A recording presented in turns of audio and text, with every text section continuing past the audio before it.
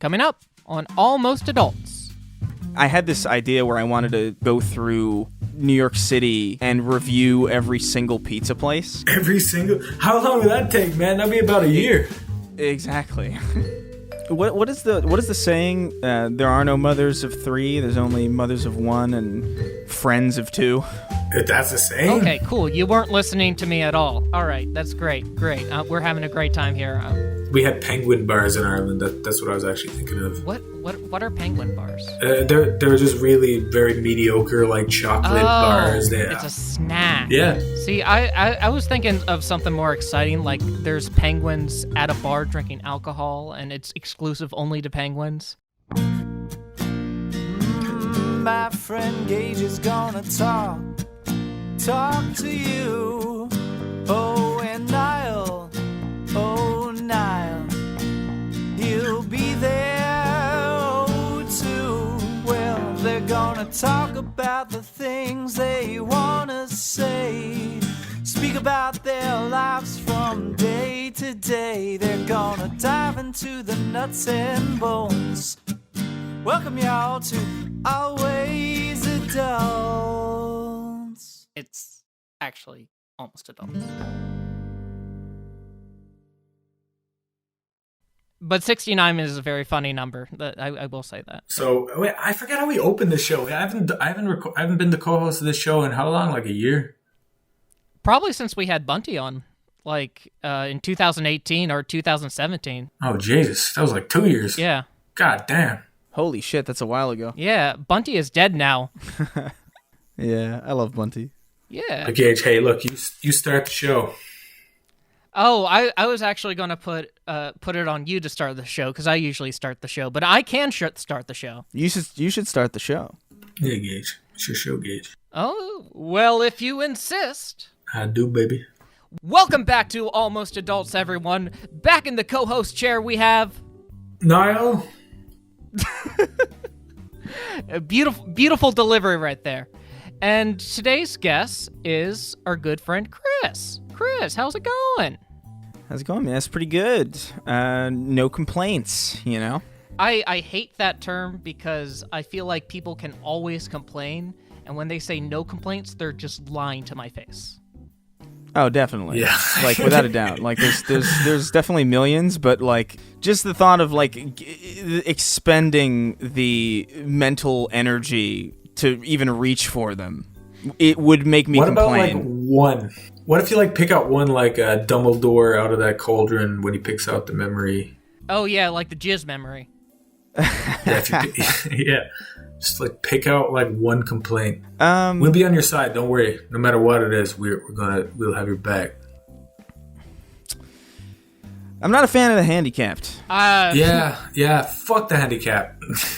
Niall, Chris, you can die in this truck, but I'm gonna be pro handicap here. Okay. Wait. No. We have points. Sometimes when I'm trying to study in school, they're building ramps and it's loud. And I can't study. It hurts my ears.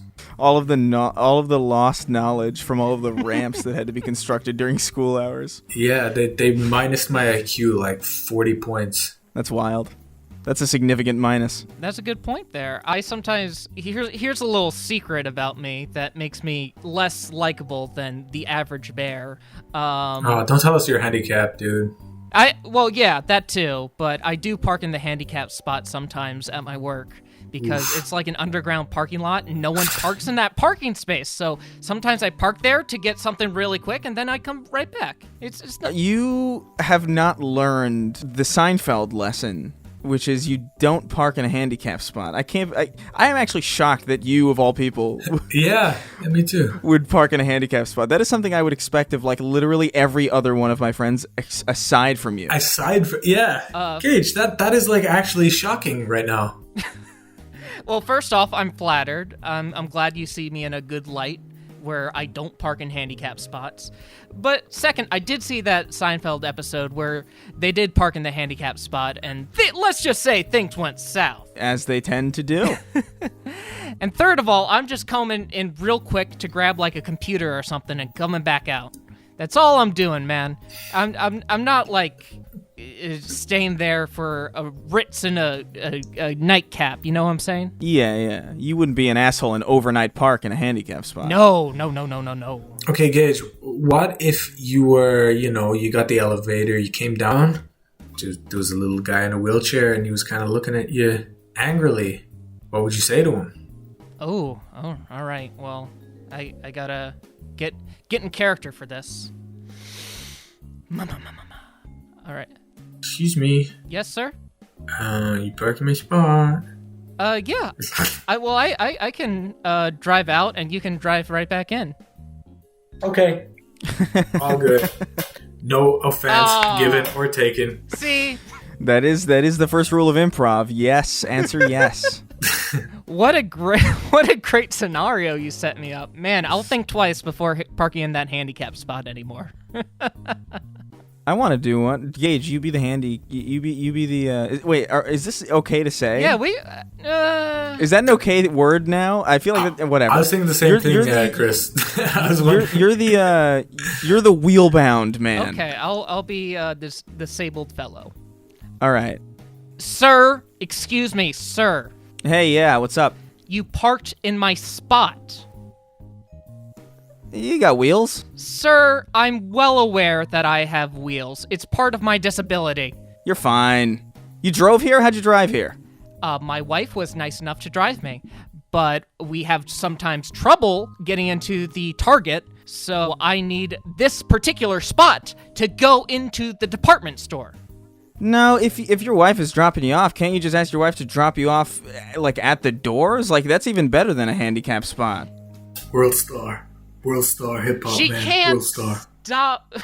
She can't stop in the middle of the street where other people are pushing their shopping carts just to lower me down and push me there. We need a certain spot for that. World star. Well, I'm gay. I knew it. We got him, boys. We got him. We got him. Okay. That was beautiful. Yeah, it took the wind out of your sails. The goal of improv. That wasn't too bad. That seemed like a kind of a normal interaction, though. Well, there needs to be a third character introduced, like an angry mother of three. Well, you can't rush that sort of thing. You gotta have it play out naturally, and then inevitably an odd thing will pop out, and that's when you point out that odd thing and you play off that odd thing. What is the saying? There are no mothers of three. There's only mothers of one and friends of two. That's the saying? Okay, cool. You weren't listening to me at all. All right, that's great. No, wait, hold on. Wait. Is that an actual saying? Because that makes zero sense in my brain. No, it's not real. It's not real, Niall. It's not real. It means it means a parent is only capable of loving one child. That's true. I'm not that child of my parents. What about you guys? How do they fuck you up? Oh, damn. Oh, man. This isn't like a 10-minute mark kind of topic. You know what I'm saying? What's your suggestion? What's your 10-minute mark topic? I was just thinking of just like general quarantine catch-up, what we've been doing since February 2020. I believe that was the last time I went out. I actually went out with you, Chris. We saw Sonic the Hedgehog. Oh, that's right. That was your last like real life, real world moment? It was up there. It was at the tail end. I was supposed to actually go to New York to see Beetlejuice, but Broadway shut down, as did the world. Yeah. Yeah, that'll be sad though if like the world never got out of this quarantine and your very, very last moment was watching Sonic the Hedgehog with Gage, Chris. Yeah, well, those were his last moments. Like, I did more stuff after that. But that's not even true, because Gage recently, like not even too long ago, we went to a QAnon rally. No way. We did. Oh, man. We went to do some investigative journaling there. Yeah. We got there too late, though. So, like, we got there as everybody was leaving, so I only got to talk to, like, 3 people max. But, this is real. You did talk to people. Yeah, no, this isn't a joke. Like, this is real. Like, the footage. I still have the footage. I'm sitting on it. I'm waiting for another one because I want to get. I wasn't satisfied with the amount of footage that we got. I feel like I have more to do with like some other rally that like maybe might happen in the future. But you got some stuff you could use. I got some stuff that I could use, but nothing that like I could use at like by itself now. Like I need more meat. Oh, but I got some pretty good seasoning. You know, we went to this really thing. Good. The day of the election, there was a Trump rally in Beverly Hills, and I went there with a couple of friends with very professional gear, and we recorded the whole thing, and we got some serious footage of madness, I would say. You know, it was just people screaming about Hunter Biden's laptop. Did you start screaming? I did, but we needed to be undercover. We got some good footage that day too, but I would have much more interested in a QAnon rally. What sort of stuff did you see? Well, the thing is, like, we got there right when it ended, which is why I don't think it's enough for its own video yet. Because like we just got to talk to like the stragglers, and they weren't as crazy as some of the people that like I know for a fact were there earlier. Because I saw like Twitter footage of some people who were like screaming with like megaphones, and like it was some crazy shit. But we got there too late, so like the people that we got were just really people just sort of praising Ted Cruz. We talked to some lady who was like kind of gone. We talked to some lady who was like really invested and like really emotional and just wouldn't stop talking. But it was nothing like crazy. There was like one moment where this woman in a wheelchair, a motorized wheelchair, what an amazing coincidence. Full circle.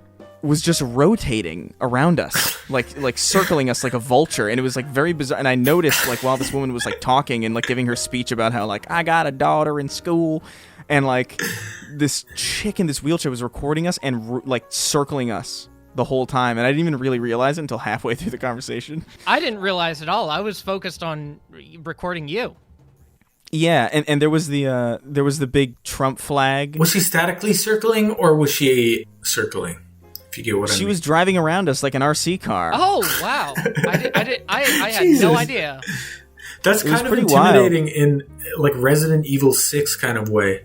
Yeah, there was a very primal part of my brain that remembered what it was like when we first emerged from the oceans, and we were still tadpoles, like being circled by like sharks and shit. You don't quite understand why you're intimidated because it probably is an obese Walmart lady. But yeah, no, the act of being circled in general is always intimidating. It could be like it could be literally infants being rolled around you in a circle just by the breeze, you know, and it would still be like, yo, what the fuck? Why are babies circling around me? Why is the wind going in a circle? This is an omen. Yeah, if babies were that coordinated, I would very much be terrified. Did you ever see that video of like the dead cat in the middle of the road and all the birds circling around it? No. But they were like walking in a straight line and it looked like some fucking ritual or some shit. There's something uncomfortable about anything being in sync with anything else. I was kind of reminded of that National Geographic photo of that African kid, you know, he was crouching and there was vultures and shit around him. Do you know the picture I'm talking about? It's a very famous photo. Yeah, I think I do. Yeah, and the dude who took the photo was so affected by that scene that he killed himself. Is that real? Yes. Just, God, that is horrible. You know. Yeah, well, I mean, you could have just himself in the head with some pan or something. Yeah, that's the most effective way of just hitting yourself in the head with a pan, like it's a fucking Tom and Jerry cartoon.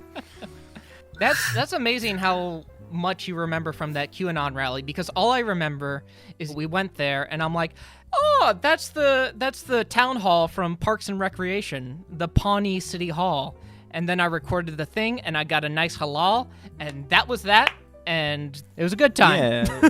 I would imagine the QAnon people as like repulsive in the way they treat people.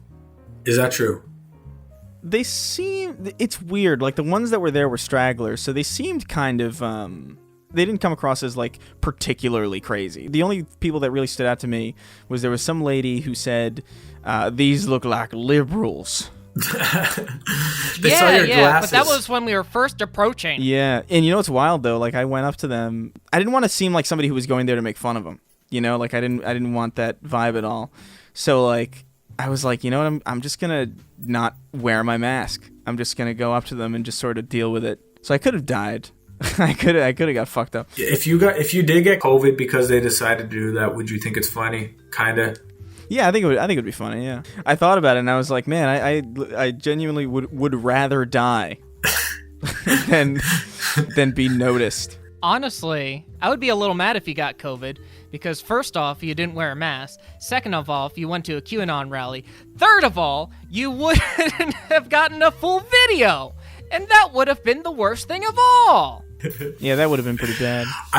The videos I got at the Trump rally were like kind of almost disturbing that I don't even want to put them out. There was one where, because they're like teenage kids, anyone who'd go by in a car and scream in the car these like vile, vicious things. Like this was in Beverly Hills. These were like rich kind of kids and stuff. It was just like the very, very kind of disgusting to look at. And I'm not like a Biden supporter by any means or anything like that either. It was just like, just from an outside perspective, it was just kind of strange. But we did fuck with Scientology too, which was a lot more fun than that. Oh, that does seem more fun. I love Scientology. Yeah. Have you gone to the building in LA, in Hollywood? That big blue fucking castle they have? Not on purpose. Did you slip? Not on purpose. Did you slip on a banana peel and end up there? No, it wasn't like I slipped on a banana peel and like robbed a bank. It was like I was just roaming around LA, and actually it was in Pasadena because there's like I think there's a headquarters in Pasadena. I think so. Where Scientologists hang out. And I was walking, and it's like right in the downtown. Like it's very easy. It's very easy to just like come across that place if you're just like roaming the downtown and like looking for something to eat or just looking for something to do. And I was stopped by this dude who just had like this. His eyes looked like a fucking Krispy Kreme glazed donut, and I just had to be like, I gotta get out of it. I need to go. We deliberately went there, and then they have their own street, like L. Ron Hubbard Way. We went down there. Yeah, and it was kind of people that you would think were like normal looking people, but there was something slightly off. Like they'd all have like buttoned up kind of shirts. That their postures would all be very similar. It was very robotic that they would walk up. But you said something really funny before we started recording. You're like, "Hey, have you ever seen people with like demons behind their eyes?" And I'm like, "What the fuck? I have never heard this before. Explain yourself, Niall." You could definitely see like the vacancy behind their eyes. Like they had guards. Our first lap around the building, the guards kind of looked at us weird, and the people looked at us weird. But then we went like a fourth time, and they started looking at us and pointing at us. Yeah, we kind of fucked with Scientology, which is a bad idea. Yeah, they're fucking crazy. Like, yeah, I was watching that Leah Remini thing. Oh, Going Clear? Yeah, I like her a lot, actually. Yeah, she's pretty cool. Like, she was on that King of Queens show, and she was like a Scientologist, and she was like doing this documentary. I can't remember where. I think it was on Netflix. Yeah. Where she was just talking about like the people who like were stalked by like the highest people in Scientology, and like this one dude whose like family came out to harass him and shit. It's crazy. It's like watching someone's shadow move independently. Like they're like the human equivalent of a double take. Yeah. You know? Like deja vu? No, it's a double take. It's like when you look at something and then you look away and then you look back real quick because you're like, what the fuck was that? Yeah, I wanted to ask a couple of topic questions. Okay. I'm curious because before recording this, or maybe during recording this, I don't know, it all fades together. We were talking about Trent Reznor and how he was determined to write something really, really great with all this downtime we have in quarantine, but he realized he didn't have the motivation or the influence to do so. So I wanted to ask both of you, what is your current motivation and influences inside this quarantine, and how do you manage to produce that? My motivation shot entirely. Like it's very dead. I have like very little motivation to do much.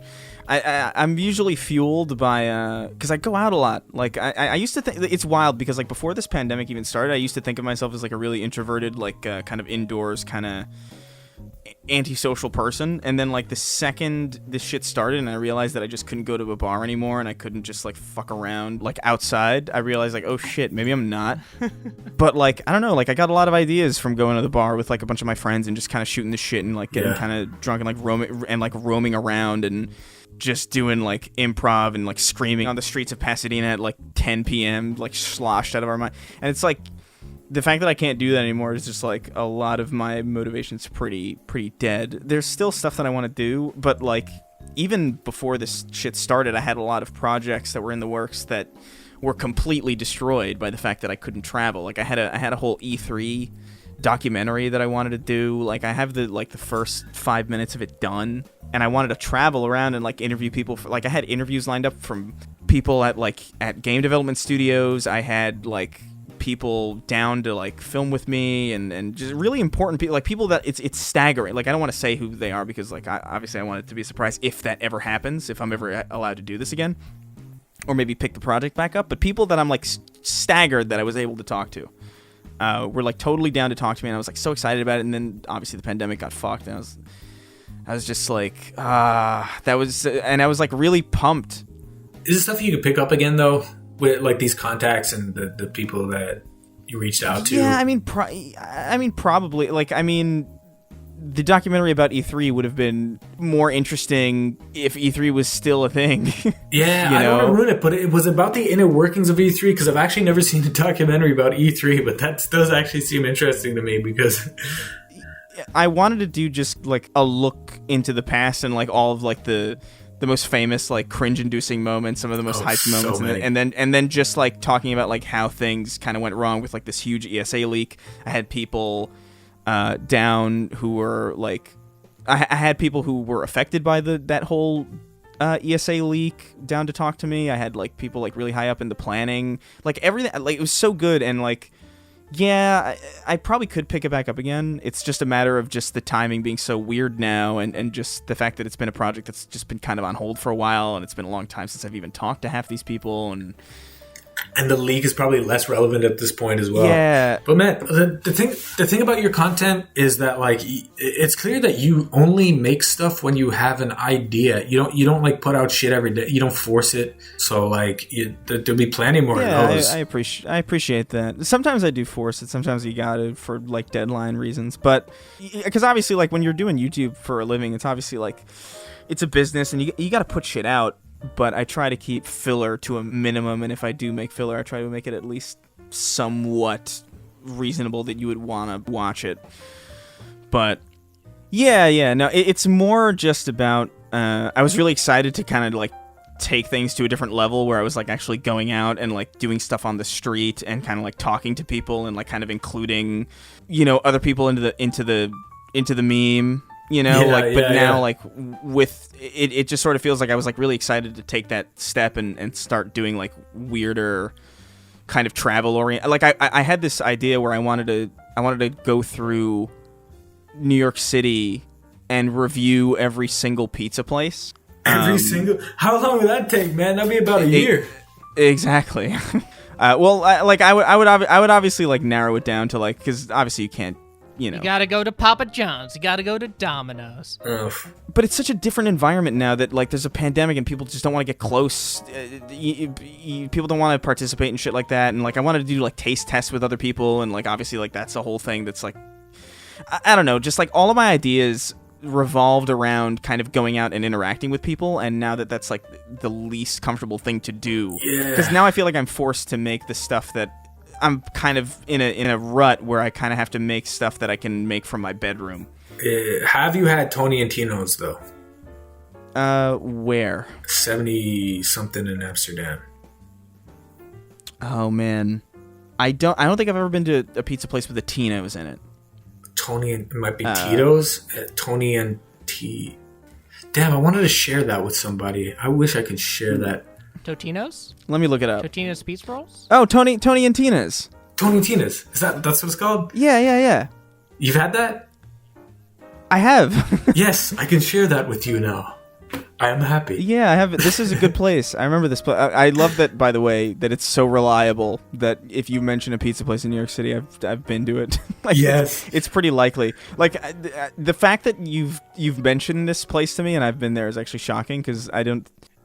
I don't know. Like I just didn't. Did you have their meat lovers though to take it to the next level? Did you have the meat lovers? No, I didn't. I didn't take it to the meat lover. No, I'm not a vegan. I remember a friend of mine. A friend of mine took me to Two Boots, which I think is a vegan place, or Antonella's or something. Like there's some place that was like a vegan pizza place, and it was fine. But like if I'm in New York, like I'm not gonna have a fucking vegan pizza. Like the fuck.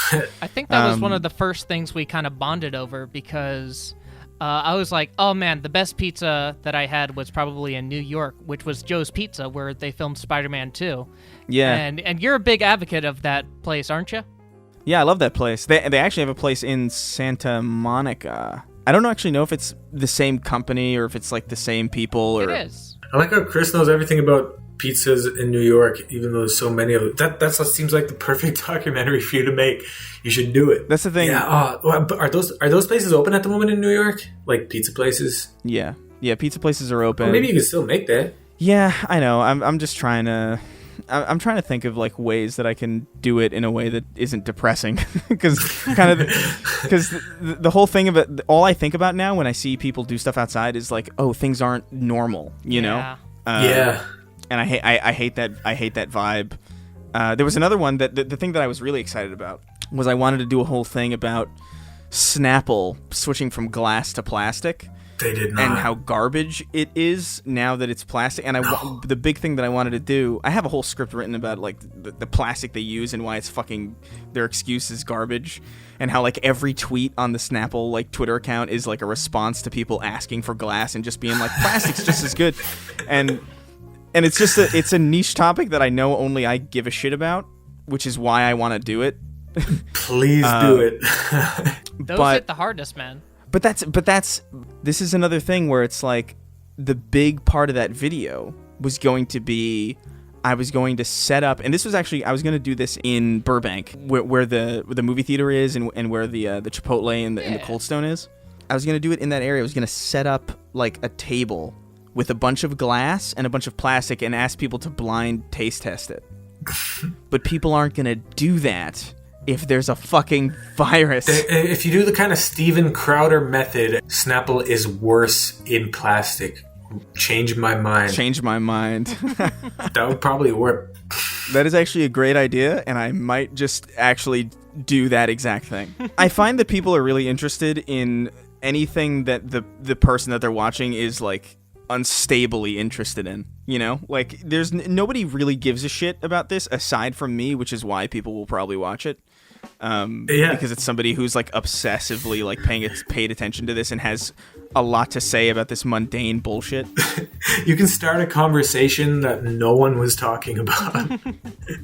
I know, yeah. Create a debate out of nothing.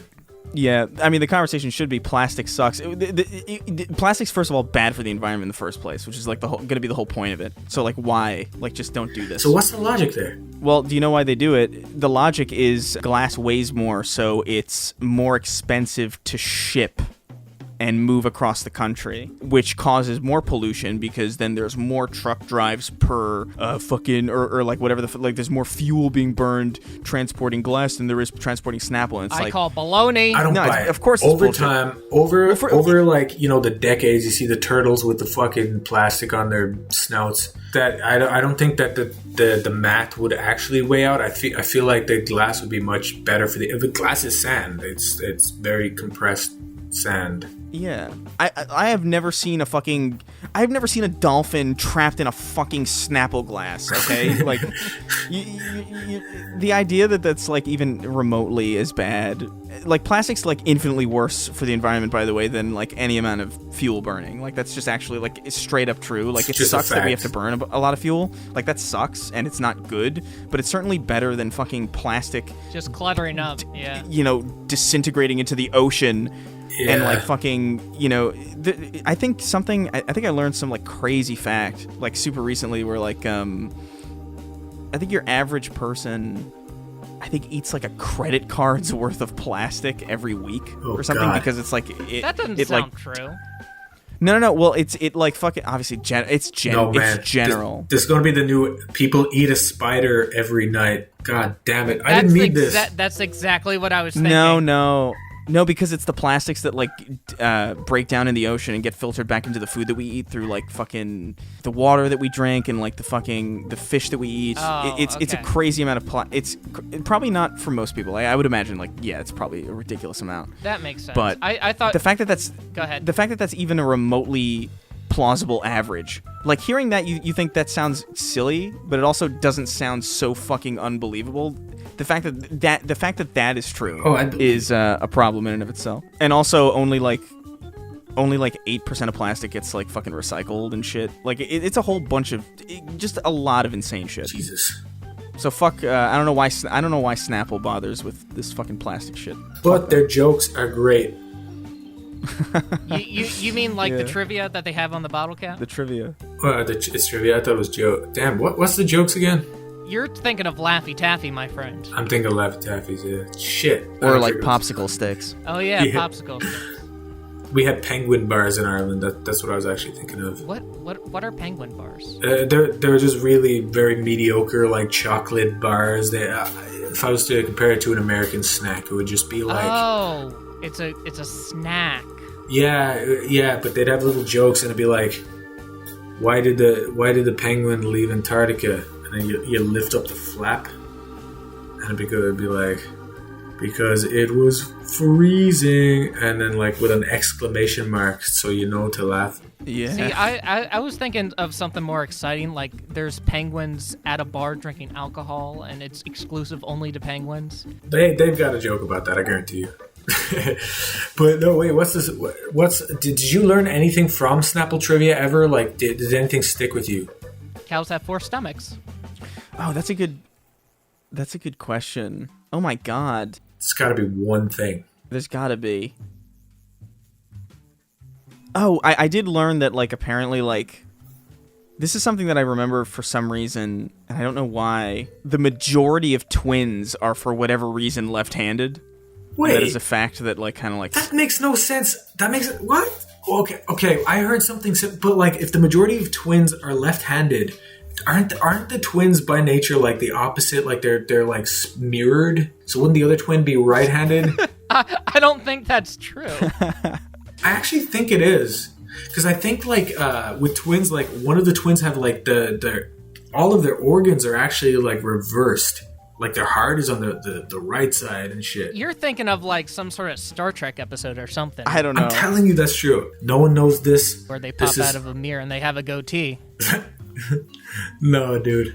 You learn it when you're If older. it's not on a Snapple cap, then I don't know it. Damn it wasn't on a Snapple cap. It's probably not true if it wasn't. Yeah, that's it, the arbiter of truth, Snapple. I can't remember the last time I had a Snapple. That's probably why I'm such a jaded and unhappy person. Yeah, iced tea is the key to happiness. I mean, most Snapples are not particularly good. Well, yeah, there's that too. Yeah, like I find most flavors to be pretty obnoxious, but like the lemon, like the default fucking like iced tea shit that they make is like I think is still top tier. By the way, it's like the least common fucking flavor in Los Angeles for some godforsaken, baffling reason. They got bang energy in Los Angeles, and that's what all the fucking influencers fucking promote. Bang energy. It's the most disgusting. Are you still talking about Snapple? No, we're talking about Bang Energy. Oh, when did I get on it? I've had a Bang Energy. Bang Energy tastes like chemicals with added chemicals in it. They taste like stale. It's like stale chemicals. It's horrible. Almost. Oh my God. It's so weird to describe. It's Bang Energy. I had one that was like birthday cake flavored or something. Oh God, how fake! Oh. But what's fucked up about it is it tastes exactly like a birthday cake, and it pissed me off because it's just like it was so accurate that it's like, damn. Like a slight askew to this topic, Chris. Do you remember the YouTuber Sam Pepper? He used to do. He killed his best friend. That was his signature prank.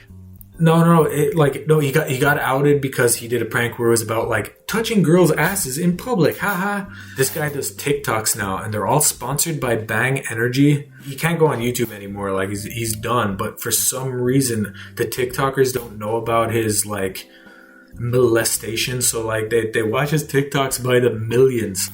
And they're all like, I'm just drinking this Bang Energy with Justin Bieber. And then there's this like dude who looks nothing like Justin Bieber. Yeah. You know what would be amazing? If like that was actually not sponsored by Bang Energy, but actually like a competing energy company to be like, we should get a serial molester to promote this brand and act as if they're sponsoring him. And corporate sabotage.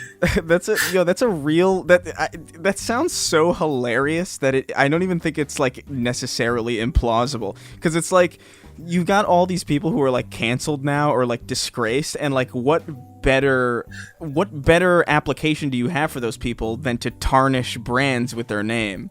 You know, so you could like kind of like under the books be like, hey, Harvey Weinstein, you want to do like you want to do an ad for like fucking MeUndies or whatever, because we're an up and coming, we're fruit of the loom and we don't like MeUndies or whatever the fuck, and then just Harvey Weinstein shoots this fucking TikTok where he's like, I love fucking MeUndies. I'm looking at the pictures from fucking Tony and Tina's Pizzeria, and I love this image. It's just like the Google images are of the place and like the food and the pizza, but one of the pictures is this little boy eating like this huge fucking plain slice with a fucking empty lemon Snapple bottle, and I love it. Oh my god, their slices were so big. And yeah, Snapple was actually like their main drink that they would give. I love Tony and Tina. Can I see the picture? Can you send that? Yeah, hold on. I think that's like the default New York drink. Am I wrong? It used to be fucking everywhere, dude. Like that's the reason why I drink it. Is literally just because it was the most reliable thing you could drink.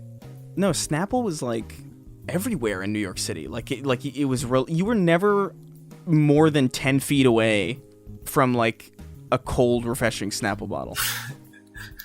Chris, are you sponsored by Snapple? No, I actually messaged them, and they said. I actually messaged them. I said, why is it so hard to find fucking glass bottles?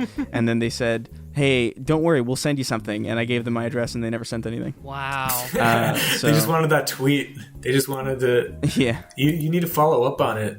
They can't be fucking... They can't get away with that shit.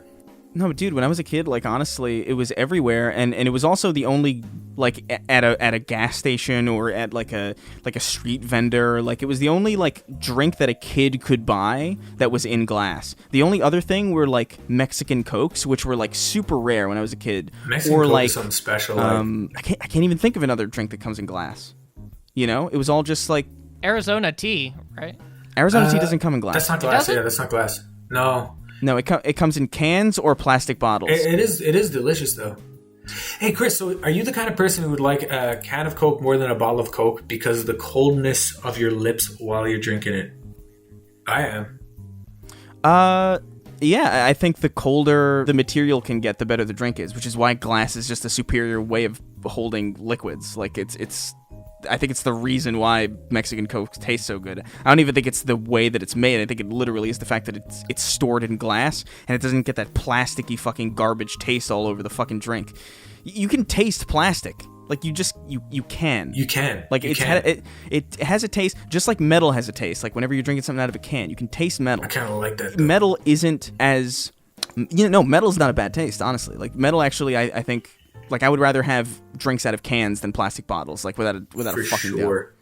I never drink plastic out of bottles are fucking gross. I can't. Thank you. If you're drinking out of a plastic bottle, you don't give a shit. You're about... Plastic bottles are for virgins. Yep, there we go. I'm glad we got to the bottom of that. Yes. Gage, what were we going to say, Gage? I don't know at this point. I have a hotline next to me. I can call the president. Oh, okay. All right. Give him a call. Okay. We're sorry. You have reached a number that has been disconnected. He's dead. Oh. Yay! Try secret president. Oh, the secret president. Yeah. I had this nightmare once, and this is like a real nightmare that I had, where Joe Biden, this was before the election, where Joe Biden won the presidency, died while he was like mid-inauguration, and then Kamala Harris... like walked up and like just took over like it was nothing, and then like it cuts to her like at night and she pulls her face off and it's Hillary Clinton underneath like a bunch of like blackface. It's like a real dream that I had, and like I haven't been able to sleep soundly since. It kind of sounds, I don't want to say in the realm of possibility, but it sounds like something Hillary Clinton would do. If it happened with all the shit that happened in the last like 5 years, you wouldn't be shocked as much as you should be. It would be like... Yeah. Well, I guess Hillary's the president now. Yeah. I go, oh, she did it. That's the she thing. Won. It's like she finally got we it. are with her. We are with her now. under normal circumstances in an uncorrupted timeline, it would be massively shocking. But in the realm that we exist now, it would be only mild. Yeah, that's the thing. It's like I don't need any. I don't need to enter the realm of fantasy to convince myself that Hillary Clinton sucks, you know? It's just so a matter of fact. Like, it's not even a political statement, really. Like I think your average person would agree with this, the generalized fact that she's just really unrelatable and really, she just sucks. She keeps hot sauce in her purse, though. Oh, yeah, me too. Do you remember the name of the presidential candidate in 2004 who, is it something Dean?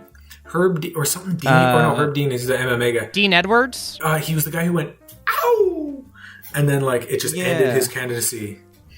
I know exactly what you're talking about. You do know what it's like? Yeah, there's a candidate, and, like, he just made a noise at one of his rallies. Howard Dean, yeah. He Isn't it hilarious that something that simple in 2004 would be enough to just, like, ruin a president's chances of being in the White House? And now, like, it's just nothing. I honestly think that was the media, because I don't think that was that bad. No, that's the thing. Yeah. That's the thing. It was the media. Yeah. It's remarkable how everything from that era feels like fucking Leave It to Beaver now. Like, it feels like some fucking ancient sitcom where, like, everything is just, like, really clean and, like... Yeah, right? It's so weird looking at this. You're like, so even just right. the way things are framed. Yeah, there was just so much less, like extremities in, like, any of this shit. It was just, like, that was enough to end it. Yeah, because you didn't have the internet, really. Like, you did, but it wasn't, like... Yeah. Your mom wasn't on Twitter or TikTok or whatever, you know? It was just, like... Oh, God, I hope my mom's not on TikTok. Oh, man, it's just so weird looking at this. My mom is on TikTok. Your mom's on TikTok. Yeah, she doesn't make anything. She just watches. Are you on TikTok now? I have a TikTok because I want to see what it was all about, but I've never made a video. I tried a couple. I'm thinking of like recutting these videos into like 9:16 format so I can be like, hey, push this, because apparently apparently the TikTok algorithm is something to not scoff at, so it's worth a try, I guess. Brock Baker, he's doing so well. He's doing really good on he actually makes good TikToks. And I don't see like many like good TikToks out there, but he makes like kind of good, short, to the point, funny stuff on TikTok. Yeah. And that's what it should be used for, not for gosh, what was the big thing? Remember talking to like a 9/11 victim in heaven? Have you seen that? No. Yeah. Yeah, talking to a Holocaust survivor at the gates at the pearly gates or something. Yeah, that trend was pretty ridiculous. It's so weird to describe because it's these teenagers acting out like they're victims of these horrible, tragic catastrophes. And it's very uncomfortable. But it made the rounds on TikTok. Yeah. The thing that put me off of TikTok for the longest time was just the fucking cringe lip syncs that I couldn't stop seeing. Yeah. I just don't understand the appeal of just pretending to say something. I thought that's what it all was. Like, I thought it was all just dancing and just I can't even like imagine who would do that, but there's millions of them. Like, so many.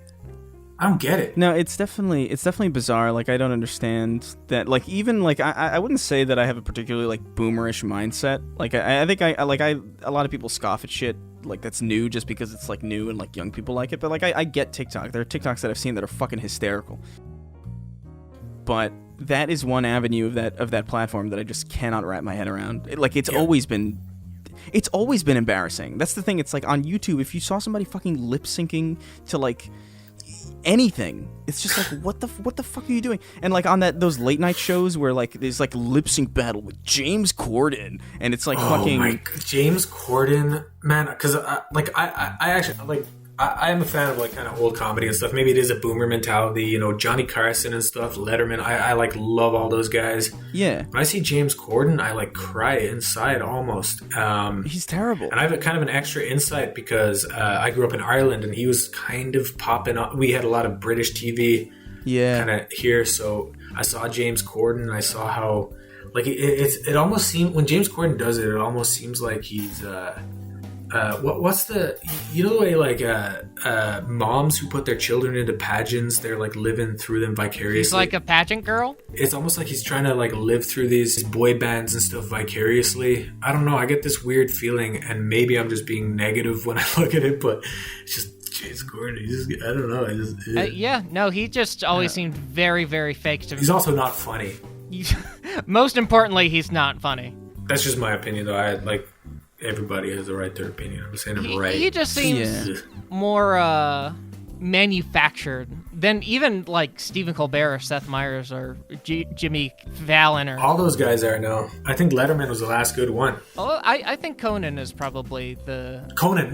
Yeah, Conan's good. Conan's good. I will Conan is the only one that I like at all. Like I found like Letterman's fine, but then like I don't know, like I saw him like interviewing some people, and I just remember being like, why are you fucking doing that? And I'm usually not somebody who would give a shit about like it's not like cancel culture shit, but it's more like there was this one weird thing where he was like interviewing like I think it was like Lindsay Lohan, and he was like kind of like I saw that recently. I felt the same way. That was a bit odd. He was like pushing. It seemed very like just. What happened? Like kind of cruel. He was just like kind of like mocking the fact that she was like in rehab and like and it was just like I don't know, you could just tell that like she was. It's a different thing if like the person's down for the joke, you know, but you could kind of tell that like they didn't discuss this previously and like yeah.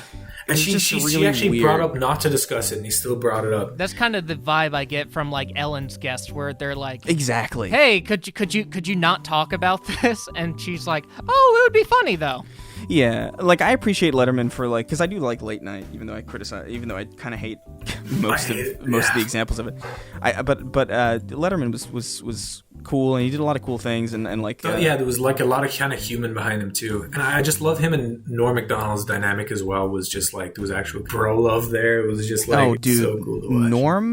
Norm Macdonald might be the best late night guest that's ever existed. Like him on Conan is like there is no late night anything that you can show me that is better than Conan and Norm Macdonald together doing anything. That whole thing when he's doing the moth joke on Conan and it's the entire segment might be one of my favorite just clips of anything. It's so good. Oh my god, anything of Norm. Oh, I love like every clip I see of Norm. He has this big smile on his face as if it's like continuing the last clip I saw of Norm. Like he's the same guy all the way through, no matter who he's talking to. In terms of a comedian, he like lives. He's a true comedian in the sense where his whole life is dedicated to just being a comedian. He's probably one of the funniest people I've ever seen online. I wish I could see him live, but it's looking less likely nowadays. Yeah, he's such a funny dude. Like even those movie, even I don't know if you've ever seen Dirty Work. I fucking love Dirty Work. Yeah, with Artie Lang. Yeah. Yeah, it's such a like it's one of those like garbage kind of like Happy Madison movies, but like but that movie for some reason it just cracks me the fuck up because Norm is so clearly not good at acting, but he doesn't care. So it's just this. It's so fucking funny. He doesn't put on a voice. It's always the same cadence. It's like he's just Norm in everything. But that's what's so love about him is like he's just not fake. He's just the same guy no matter what you watch of him. It's just Norm. Yeah. It's brilliant. He's got such a weird cadence to him that like everything he says is like entertaining, even if it isn't like hilarious, laugh out loud funny. Have you ever heard of the comedian Drake Sathers? No. This is actually kind of like less like a really kind of not really very well known, but there was this comedian who actually came up with Norm. They were best friends. They weirdly look similar. They had a similar. He was like another duplicate Norm. It was crazy, and they were the best friends. And he actually wrote Zoolander. This Drake Sathers guy. He went on to commit suicide. I think in 2004 after like him and his wife split up, and it was tragic. But if you look at these old like Drake Sathers clips. And then you can hear Norm talking about Drake Sathers, how they both were so talented, but like no one knows about Drake Sathers. He's like barely anyone does. He's like just a co-writer of Zoolander. But if you're into comedy, I would recommend because he has a few sets that's on YouTube and they make me cry laughing. It's brilliant. Yeah, there's a lot of comedians like that who there are some who are like a little bit more famous, but like Mitch Hedberg was one of them that I really really liked. Yeah, I'm a psycho who like for whatever reason buys comedy like records. I do too. But like I have a Mitch Hedberg one. I have Carlin. Carlin's I kind of like it when a lot of people die. I love that fucking thing. You know what's amazing about that one, right? That specific album? Yeah. No, what is it? Like that specific show. George Carlin recorded a comedy special called I Kinda Like It When a Lot of People Die on September 10th, 2001. Oh. No. That is so fucking amazing. I really would like to give stand-up comedy another try. I am terrified to be on stage, but I would very much like to shoot my stuff. Chris, you said you had a little bit of experience with that? Yeah, I did it 3 times. I did it just before the pandemic. I was starting to dip my toes into it, and then like just ruined everything. That was another thing. This is another reason why I've been feeling so burned out since this whole thing started. It was just like I was starting to do stand-up comedy. I was like starting to do like all this on the street like video content, and then just like I couldn't do any of it. That sucks So so it really hard, sucks. man. How did your sets go? So my first set, oh my god, my first set actually like went off like the best out of any of them, because I had a pretty lucky first like introduction, because like the guy who went on before me was really tall, so I got like a really good physical gag in where I was like trying to get because I was trying to get the microphone down to my height, and I was like pretending to kind of like fumble with it, and I was like immediately got everybody kind of on my side. Yeah, people love that. Like they know you didn't write it beforehand. It was just like an off the cuff thing. Like that would get them on your side so quickly. But I tried to make it seem like it was kind of like intentional. But the second one was really bad, like really painful. Like I did not do well. It was like a weeknight. I think it was like a Tuesday night, and I went out and I bombed really horribly. It was really traumatizing. And then the third time was pretty okay, like pretty good. Like I wouldn't say it was like amazing. I didn't walk off the stage feeling like, oh my god, that was bad. Like apparently it takes like 58 times before you're supposed to have like one decent set.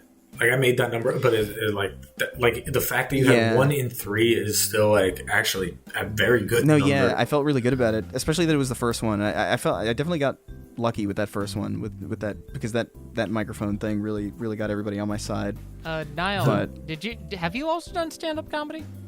Yeah, I ate shit. I had one really fucking good set, but the crowd was it was like literally marketed as Ireland's smallest comedy club. There was like 20 people in the crowd, but they loved me. It was great. But like I get same with Chris, is like I only started before the pandemic, so I couldn't go on to do more. It really sucked. But the first time I did it was actually in LA, and I ate shit. Yeah, it's really weird. Like some of the stuff that you think will be funny, and then like some of the stuff that ends up being. Because I remember like the first thing that I noticed immediately was like the laughs that I got. Sometimes they came where I thought they would, but like other times they would come in situations where I didn't even think. Like it was just like transitionary phrases or like transitionary like words that weren't like funny by themselves, but for some reason like those were the things that were getting like harder laughs than the actual like jokes themselves. And it's like, oh, it's kind of interesting. I did stand-up comedy all the time in college, but I think you'd be good at stand-up. Oh, thank you. I did a new set every week, though, because I wasn't happy with the material that I had, so I just kept redoing it and throwing it out and redoing it and redoing it. And yeah, like Chris, the build-ups would get laughs, but like the actual punchlines were just like, well, it's okay. Yeah, I had a notebook full of material. I don't know if I have it with me. I think it's still in LA. But it's been so long, and my memory is so bad already that I don't even remember like what I even did on stage. It sucks. Oh man, yeah, and like you probably just don't even think about it anymore, really, because the pandemic. It's like it's not like you can do it. Do you remember when the comedians started trying to do like Zoom stand-up? It just did not work out. They tried to do Zoom shows. Yeah, no, that's impossible. Like, dude, it's just impossible. You need the crowd there, because I remember I used to do like music, and I would like, because I played in a couple bands, like I would go on stage and shit. We weren't like big or anything. It was just like in our town. But just the thought of doing that kind of a show like on a webcam, because like you fuck up a lot when you're on stage playing music. You fuck up a lot. Like there's a lot of like mistakes, but like it gets kind of like people don't really notice because they're just kind of having a good time, and you know you're there, and like the presence of people is like enough to kind of feed off of. Man, that must have been the best feeling ever, though, playing music on a stage in front of people. Oh, dude, that's a dream. I'm just not talented enough. It was, it kind of sucks. Nah, like we weren't getting paid really. It was really like little things. But it was fun, right? I kind of hated it. Oh, you hated it? Like it was. I only hated it because like I was in a band with like a bunch of people that I didn't necessarily like. It was just the town that I was in was so small that they were just the guys around. Yeah, they were just the people who happened to be musically talented. So like you kind of just had to do stuff with them because like there was no other option. So like I was doing some stuff with them, and I just remember like I wrote this riff that I thought was really good, and I took it to the lead singer dude, and he was like, yeah, it's pretty good. And then like we recorded it at this guy's like house studio thing, and when I heard it back, he had like completely stripped out any of the sound off of it, and it just sounded like I can't even describe. I wish I had the track still. I might actually be able to find it, and I might be able to like show you guys. Yeah, I could even put it in the episode if you can find it. That would be sick. Yeah, don't like put a link to it or anything. I don't want any drama starting with these people. I'll just. Yeah, you could play like a short bit of it.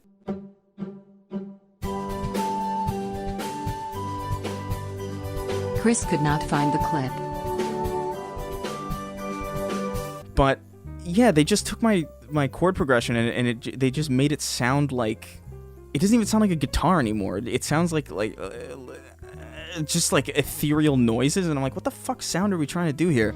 We're experimental, man. That's the thing. It's like it wasn't. It was like I want to sound like Disturbed, and it's like, why do you want to sound like Disturbed, dude? Like, what the fuck? Who wants to sound like Disturbed? Disturbed people. I don't even think Disturbed wants to sound like Disturbed. That's why they covered Sound of Silence. I was about to say, I'm like, I don't know them for any original songs, just the Sound of Silence cover. I've heard some of their original songs. Cover, though.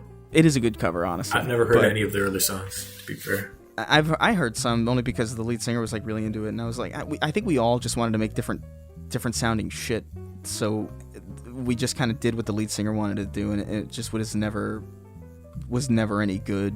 Man, with your platform now, though, you could get like probably the insane band together.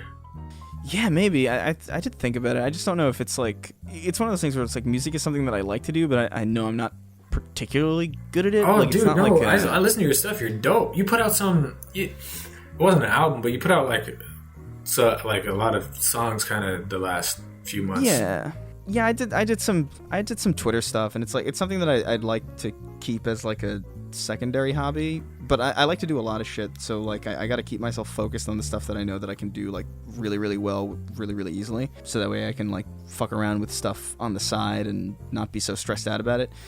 Because a lot of for the last year, I've been looking into like music and even just like learning some like game design, because I've always wanted to like make a fucking video game, and I'm just like, all right, I'm the same way. We just dip our toes in everything. Yeah, and like I really like have you been learning programming languages for it? Yeah, like I've learned a little bit of is it C++ or C#? C#. There's so much you could do with that on Unity. It's a really good language. I've done this. I dipped like I know Java. I know other languages, but C# I kind of copy and paste. I'm trying to learn it, but it's really difficult. But that is the best for Unity and making games and shit. That's cool. So yeah, you're just kind of an all-around creative kind of guy. Yeah, I'm not good at anything that's particularly like uncreative. Like I could not sit in like a cubicle. Could you fix like a broken toilet pipe? Probably not. I can't. I'm just gonna say I would have to go to Google. I'd have to YouTube it and put it on like 2 times speed because I wouldn't be able to focus. I mean, at the end of the day, you would have fixed that pipe even if you had a YouTube video. You did it. It's not like a guy came to your house and did it for you. Yeah, but now I don't know how to do it. Like I just don't know how to do it. I don't know how to fix anything. I'm the least handyman of. Just watch a YouTube video on it. It's true. Then you'll actually do it. I don't think I'm marriage material, Gage. I just don't think I can be a handyman. If you put your mind to it and add a little bit of heart, I think you can do it. That's nice. But I relate to what you're saying a lot, Chris, because I feel like I'm a jack of all trades, master of none, and I'm trying to focus on something I'm above average on and try to perfect that and do like graphic design and things like that on the side. Been dabbling in Adobe Illustrator recently, and I've been having fun there, but I feel like my talents would be better used elsewhere, like a podcast or something. Yeah, that's the thing. It's like I've always wanted to make a game, and like one of my best friends, he lives in the UK. I've known him forever. Like I met him on Halo 2 in like 2005, and we've been like, he's my best friend ever. I've never met him, by the way, never met him in person, but he's been studying a lot of C#, and he's actually been like walking me through it. He's really good with like programming and shit, and I can use Blender really well, and I can like make assets. It's just like I'm dog shit. Oh, seriously? Yeah, like I can make assets. I just can't. The second it comes to like programming and like scripting and all that shit, and I'm fucking useless. Like any time it gets into coding territory is like really bad. But I can texture stuff, and I can make good looking things. But so me and my friend have been just kind of like, if you take away at C# and like a lot of the stuff that like if you just kind of figure out the syntax and then you're able to like apply your own, like just say if you make an asset with a certain name, you can put the name on the code that you find online, you can actually make like a pretty like solid game just from like kind of copy and pasting open source stuff. So it's not anything illegal. It's like things people put out there. Yeah. You really can, but you're also learning a lot too. So yeah, man, if you know Blender, you're well on your way for sure. Yeah, we have like a pretty good idea, I think, for something that we want to make, but it's gonna be something that we'll like kind of like do like on the side for the next probably like several years. Like I don't think it's, if it ever even is remotely playable in any state, then I'll consider that a success. But like I don't know, it's just something that it's like a secondary thing. I'm not really focusing on it. But there's like music that I've been trying to do like by myself, because I just know that based on the band experience, that I don't work well with other people. Yeah, I don't know. I would love to do stand-up comedy again, but I just don't know when the fuck that's gonna even be a thing. Yeah, I heard this COVID thing. I heard that this kind of pandemic mentality is just going to drag on for the next decade or so. Like, this is going to be our life in the 2020s. I refuse to accept that. Fuck that. I'm not a fan of that either. I'll be quite honest, but you know, the second I can reliably go to a bar and just know that it's fine, like fuck that shit, man. Like I'm all right. Like if everywhere opens up and everybody's just like, yeah, you know what, it's fine, whatever. Like I'll go along with it. I don't care. I got to get back to normal. I hate this shit. I don't think people are going to stand for this too much longer either.